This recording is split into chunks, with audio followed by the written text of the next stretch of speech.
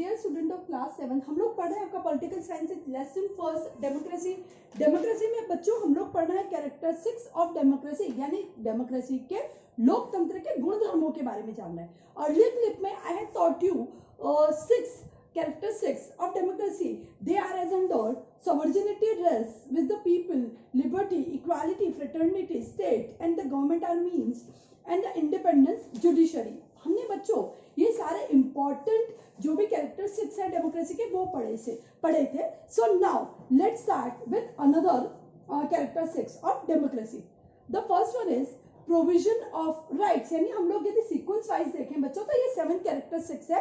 Provision of rights, rights का क्या मतलब होता है बच्चों? अधिकार। प्रोविजन का मतलब होता है व्यवस्था एक तरीके से या स्टोरेज एक तरीके से। द प्रोविजन ऑफ राइट्स में is a constitution is a symbol of perfect and healthy democracy, जहां पे हमें हमारे अधिकारों की व्यवस्था की गई है हमारे संविधान में। तो ये बिल्कुल परफेक्टली हमें बताता है कि हमारी जो व्यवस्था है, जो हमारा जो संचालन का तरीका है वो बिल्कुल डेमोक्रेटिक है, जहां पे लोगों को फंडामेंटल राइट्स दिए गए हैं। उसके अलावा कई बहुत सारे अधिकार प्राप्त हैं, जनता को अधिकार प्राप्त है, जनता को सर्वोपरि रखा गया है। ठीक है, so symbol of perfect and healthy democracy. So in the democratic government people are provided social, economic, religious, political and cultural rights and proper provisions are also made for their protection. किन किन अधिकारों के बारे में ये point बात करता है? ये कहता है हमें सोशल, सामाजिक अधिकार है, हम समाज में कैसे भी अपना जीवन व्यतीत करें, हम अपनी इच्छा से घर बनाएं, अपनी इच्छा से एकल परिवार में रहें, हम जॉइंट फैमिली में रहें, मतलब ये हमारी खुद की चॉइस है, हम समाज में कैसे रहें, ये हमारी कौन सी फेथ, हमारी कौन से बिलीव्स, हमारे कौन से रिचुअल्स, हम इसको फॉलो करें, ये हमें सोशल अधिकार प्राप्त है। इकोनॉमिक, अर्थोपार्जन का अधिकार हमें प्राप्त है बच्चों। इकोनॉमिकली हम क्या करना चाहते हैं, हम अपने जीवन निर्वाह को किस तरह कर सकते हैं, हम हमारा लाइफ स्टैंडर्ड जो है वो कैसा मेंटेन करना चाहते हैं, वो हमें पूर्ण तरीके से अधिकार प्राप्त है। रिलीजियस, ये मैंने आपको बताया था, सेक्युलरिज्म है बच्चों मौजूद है, रिलीजियस लिबर्टी राइट्स जो है वो मौजूद है, पॉलिटिकल राइट्स हमें मौजूद है, वोट देने का अधिकार मौजूद है, यूनिवर्सल अडल्ट फ्रेंचाइज मौजूद है बच्चों। बिल्कुल हम सरकार में active role, government Indian government को बनाने में हम बिल्कुल एक्टिव रोल प्ले करते हैं।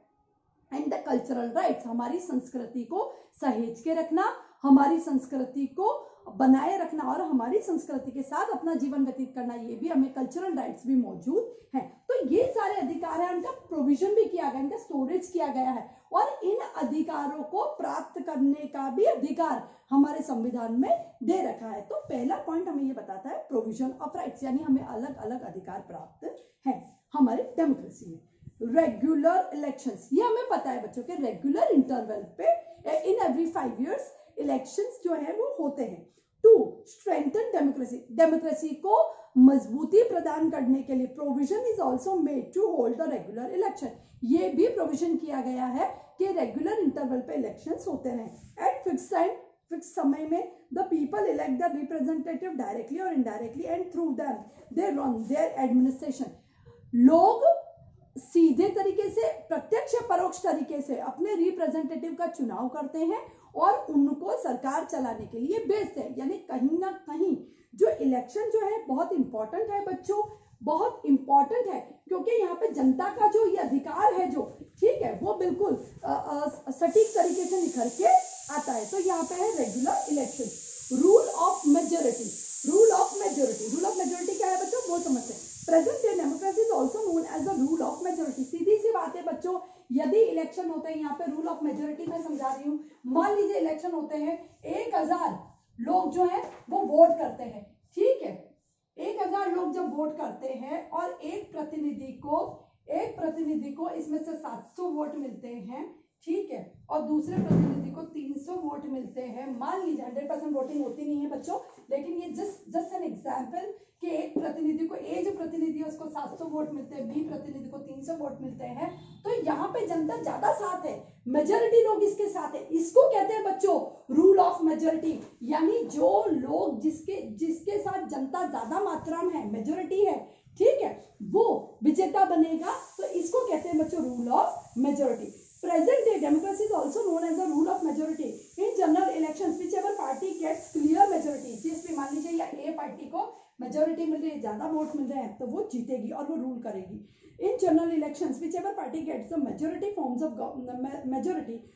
गवर्नमेंट, और यही ए पार्टी जो है वो सत्ता भी बनाएगी बच्चों, वो सरकार बनाएगी और देश का संचालन करेगी। However, while running administration, majority cannot ignore the interest of the minority। लेकिन ऐसा भी होता है बच्चों, ऐसा भी होता है जब यहाँ पे मान लीजिए सरकार बन जाती तो ये जो माइनॉरिटी पार्टीज है इसको वो इग्नोर नहीं कर सकती। ये जो माइनॉरिटी पार्टी, इसके पास भी बहुत सारे अधिकार है बच्चों, ये क्या कर सकती है, इनके अंदर अविश्वास का मत प्रस्तावित करके इस रूलिंग पार्टी को भी कटघरे में खड़ी कर सकती है। इट मीन्स इनके पास पूर्ण अधिकार है कि ये इनको क्वेश्चनिंग कर सकती है और इनको उत्तर भी देने पड़ेंगे। तो ये है रूल ऑफ मेजोरिटी।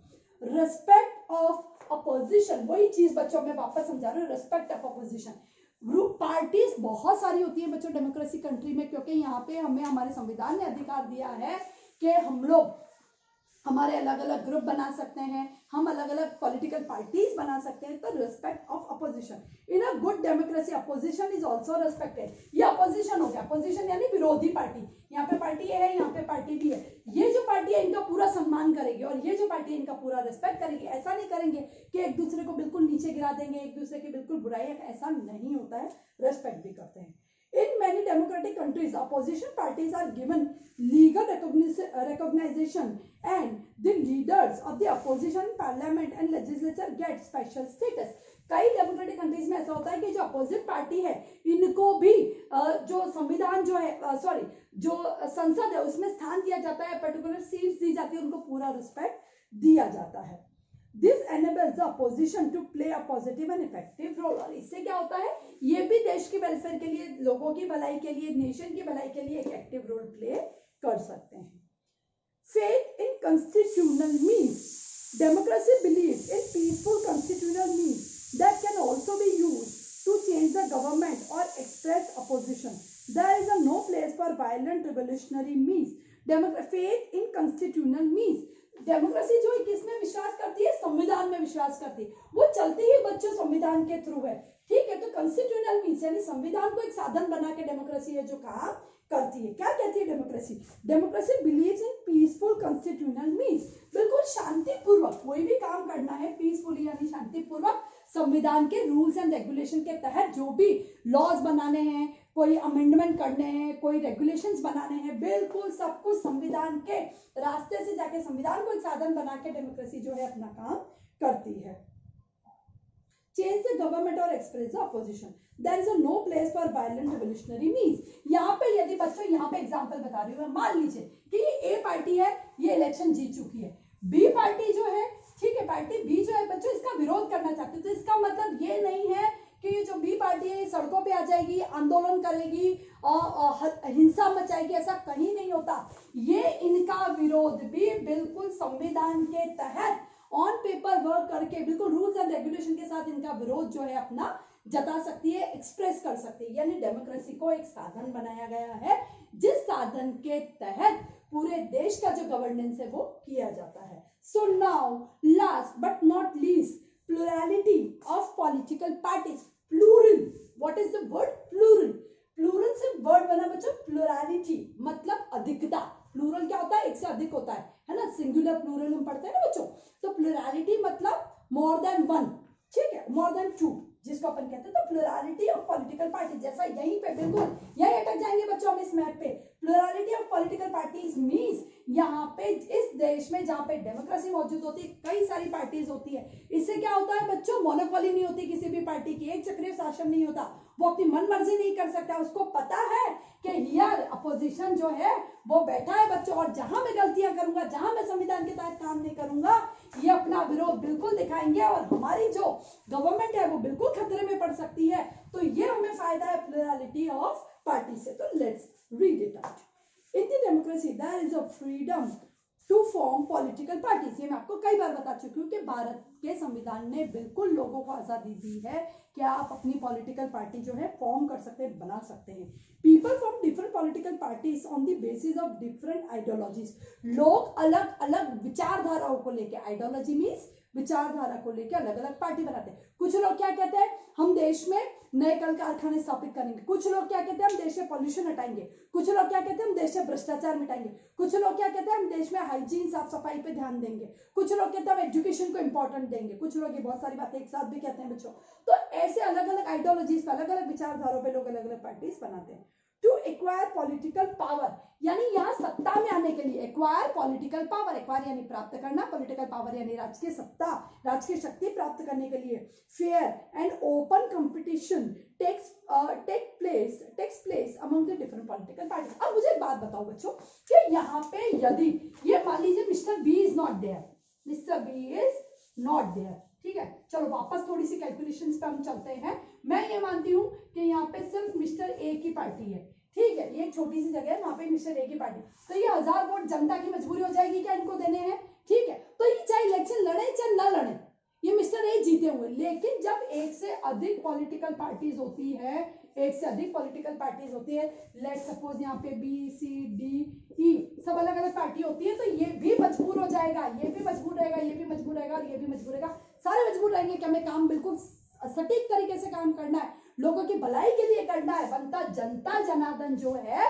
हमें वोट नहीं देगी, हमें सत्ता में नहीं लेके आएगी और हमें देश की भलाई के लिए और लोगों के वेलफेयर के लिए 101% एफर्ट्स लगाने ही है। तो ये फायदा होता है बच्चों प्लुरलिटी ऑफ पार्टीज का। जब ज्यादा पार्टीज होती हैं तो पॉलिटिकल कंपटीशन रहता है, वरना इलेक्शन करवाने का क्या मतलब है, ये मिस्टर ए तो ऑलरेडी विनर है बच्चों, ठीक है ना। जब क्लास में, जैसे बिल्कुल आपकी क्लास की तरह बच्चों, जैसे क्लास में बहुत सारे बच्चे होंगे तो कोई फर्स्ट सेकंड थर्ड आ सकता है, जब एक ही बच्चा होगा तो सीधी सी बात है वो फर्स्ट आ जाएगा। तो यहाँ पे भी बिल्कुल ऐसा है कि पॉलिटिकल पार्टीज जो है अलग अलग होंगी, तो इलेक्शन फेयर होंगे, इनके अंदर कॉम्पिटिशन होगा, तब जाके जो एक्चुअल जो विनर है, जो मतलब जो ऑथेंटिक विनर है वो हमें मिलेगा और जो वास्तव में लायक प्रतिनिधि है हम उसका चुनाव करेंगे। तो इस तरीके से हमने पढ़े थे बच्चों डेमोक्रेसी चैप्टर से, डेमोक्रेसी के कैरेक्टर 6 जो 6 थे पहले वाले वो मैं आपको पढ़ा चुकी थी, 7 to 13 हमने अभी पढ़े हैं। Once again we have a quick recap. हमने फर्स्ट पढ़ा था प्रोविजन ऑफ राइट्स, यानी अधिकार जो हमें दिए गए हैं हमारे संविधान से। रेगुलर इलेक्शन होते हैं, फिक्स पीरियड पे इलेक्शंस होते हैं बच्चों। देखो यहां से स्टार्ट करते हैं, इसको ऐसे कनेक्ट करते हैं अपन। यहाँ पे हमें अधिकार दिए गए बच्चों, किस चीज के, यूनिवर्सल अडल्ट फ्रेंचाइज से याद करना, हमें अधिकार दिए गए। अधिकार दिए गए तो हर फिक्स समय में इलेक्शन होते हैं, ठीक है, इलेक्शन होते हैं तो मेजोरिटी यानी सारे लोग इसमें पार्टिसिपेट करते हैं, मेजोरिटी जिसको वोट मिलता है वो जीत जाते हैं, ठीक है। अब जो जीत जाते हैं उनको अपोजिशन जो पार्टी है उसका रेस्पेक्ट भी करना पड़ेगा, ठीक है। रूल ऑफ लॉ, सॉरी बच्चों ये अपना एक पॉइंट जो बीच में है 11th वो स्किप कर गया है, तो वो हम पढ़ते हैं। In democracy the administration does not function according to the wishes of any particular individual or group of individual, rather it runs according to the some fixed laws which are supreme. Every individual whosoever he may be is born to obey them. Rule of law यानी democracy जो चलती है बच्चों, जो सरकार भी बनती है वो अपनी मर्जी से देश को नहीं चला सकती। आज वो चाहे कि मान लीजिए कि देश में गिनी चुनी जो छुट्टियां हैं सारी काउंट करके वो मान लीजिए 20, 25, 30 है, अब वो कोई सरकार बनती है वो कहते नहीं हम तो देश में ना 200 दिन छुट्टियां देंगे, ऐसा नहीं हो सकता बच्चों। सारी चीजें रूल ऑफ लॉ है, कायदे कानून से चलती है, चाहे वो हमारे माननीय प्रधानमंत्री जी हो, चाहे वो हमारे राष्ट्रपति जी हो, चाहे वो गरीब गांव में काम करने वाला मजदूर हो, सबके लिए लॉ कायदा कानून बराबर है। बिना कायदे कानून के कोई भी सरकार नहीं चलती और सरकार को भी वो सारे कायदे कानून फॉलो करने पड़ते थे। इसको कहते हैं रूल ऑफ लॉ। अपोजिशन का रिस्पेक्ट करना है, लॉ से देश को चलाना है। फेथ इन कॉन्स्टिट्यूशनल मीन्स संवैधानिक जो साधन है उसमें विश्वास करना है। Plurality of political parties, plurality यानी अधिकता, किसकी, पॉलिटिकल पार्टीज की जो अधिकता है वो भी कहीं ना कहीं डेमोक्रेसी की नींव को मजबूत करती है। तो इस तरीके से बच्चों हमने डेमोक्रेसी के 13 कैरेक्टरिस्टिक्स थे वो कंप्लीट किए। आई एम रिक्वेस्टिंग यू बच्चों आप इसके साथ साथ रीडिंग लगाएंगे तो you can understand very well. So thank you very much, God bless you.